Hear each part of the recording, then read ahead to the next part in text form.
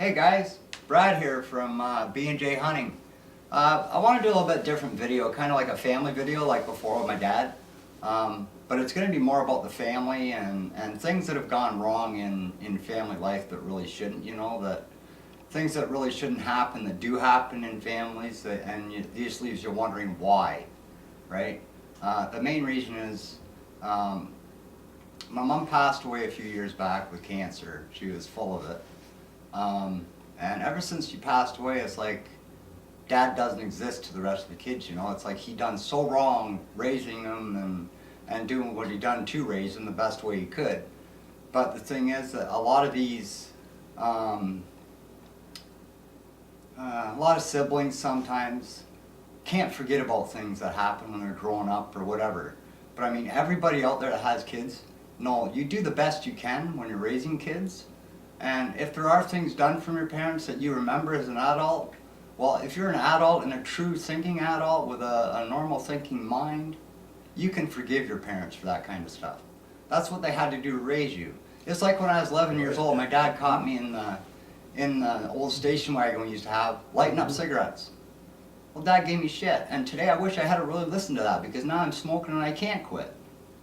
So everything your parents do for you growing up or helping you out through your life even. Guys, it's all stuff they do to try and make your life better as you grow up. And for people just to forget about a parent because one dies, that's totally wrong, guys. Like, let me know in the comments below here.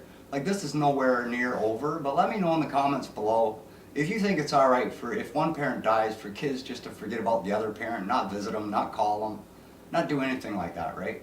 Personally, I don't think that's right. I think if you're an adult, you can grow up and forgive your father for things he done, like I have.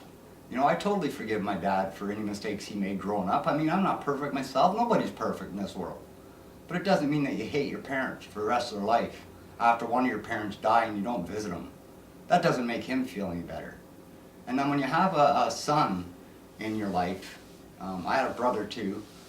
He hung himself not too long ago, committed suicide.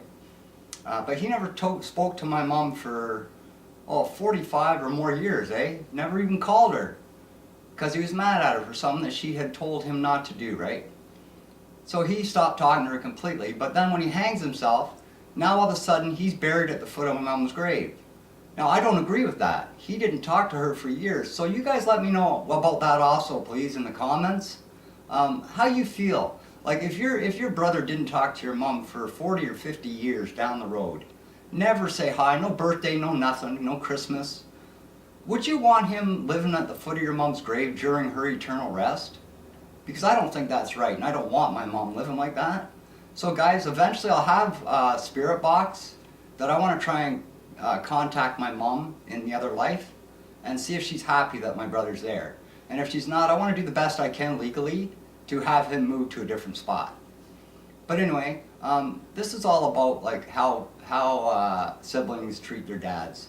And I'm going to turn you to my dad now, and he can give a little information himself on how it makes a parent feel when kids just up and forget about you and don't really care whether you exist anymore or not.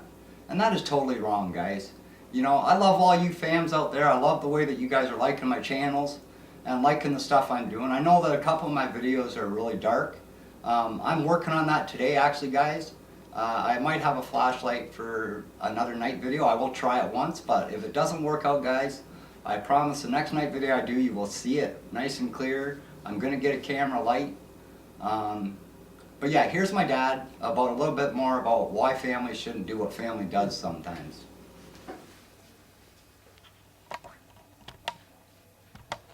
Hi Dad, how are you today? Not too bad, not too bad.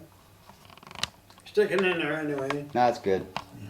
So go ahead and say what you want there, Dad. Well, when my wife died, she died in November 1999, and she inherited cancer from her relation in the States.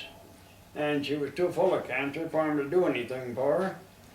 And anyway, when I moved up north from Burke Falls with my daughter, she has a restaurant up there, and I stayed there 9 months. And I couldn't stand the smoke up there, so I moved back down here, and they said that they would come and see me down here if I moved here. and I've been here for a year now. I've only seen 2 of them, and that was only for 20 minutes apiece, and I haven't seen any of them ever since. My great-grandchildren and my grandchildren and my daughters and my sons and everything. B&J Hunting, my son and his girlfriend, they always come and see me and help me with the housework and everything. I'm not able to do very much anymore. I've been 22 years on 1 lung, cancer off my part of my heart and 4 lymph nodes out. And God has brought me through that. Amen for that. Amen, Dad. And, Amen. yeah. And anyway, when I came back down here, they were supposed to come and see me, they said, but they all live here in Woodstock and they all have cars.